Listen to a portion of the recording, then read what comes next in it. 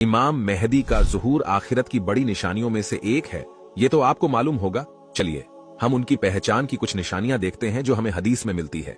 इमाम मेहदी रसूल अल्लाह सल्लल्लाहु अलैहि वसल्लम की नस्ल से होंगे, यानी फातिमा रदियल्लाहु अन्हा की नस्ल से।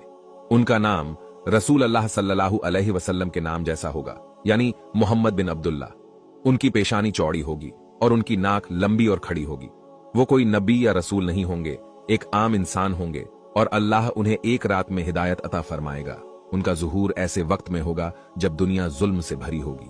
उनकी हुकूमत 7 साल तक कायम होगी और वो दुनिया को इंसाफ से भर देंगे। चलिए हम इमाम मेहदी के जाहिर होने की कुछ और निशानियां देखते हैं। इमाम मेहदी जब जाहिर होंगे उस वक्त दुनिया में इस्लामी खलीफत कायम हो चुकी होगी और खलीफा के 3 बेटे खजाने के लिए आपस में लड़ेंगे। फिर काले झंडों के साथ मशरिक से एक फौज आकर इस लड़ाई को खत्म कर देगी।